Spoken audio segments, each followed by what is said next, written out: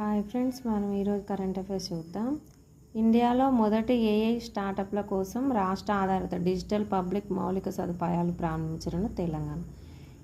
దీని పేరు TG dex.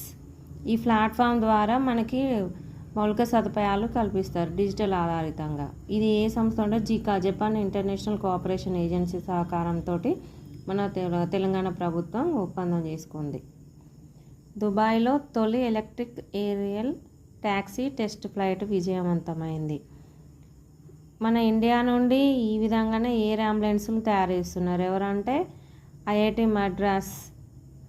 ఇది ఇంకొక సంస్థకి అనుబంధంగా తయారు చేస్తుంది. ఈ ప్లేన్ కో అనే ఐఐఐటిఎంకి అనుబంధంగా పనిచేస్తుంది.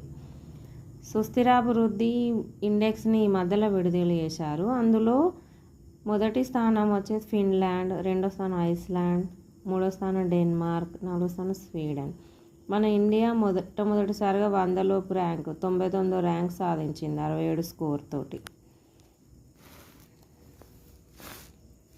జపాన్ దేశం కొత్త శాటిలైట్ ప్రయోగం చేసింది. అది ఏంటంటే గోశాట్. ఇది భూమిపై హరితగృహ వాయువులు, నీటి చక్ర మార్పులను, వాతావరణ మార్పులను పర్యావరణ పర్యవేక్షణ సేకరిస్తుంది.